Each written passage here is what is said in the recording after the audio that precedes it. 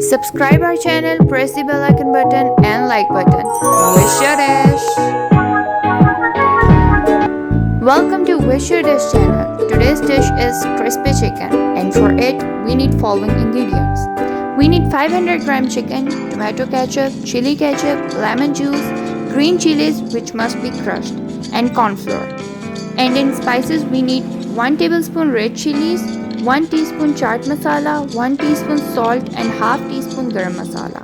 And yes, don't forget ginger garlic paste, which is very much important. Now, take a bowl, add chicken and mix all the spices in the chicken. As you can see,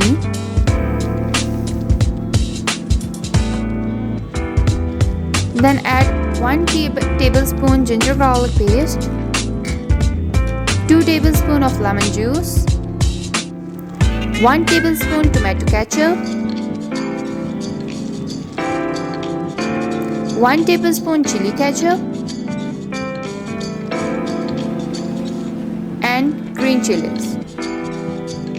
Now mix it properly. As you can see,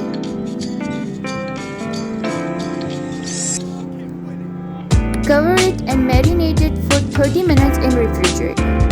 Then put 3 tablespoons of cornflour and fry it.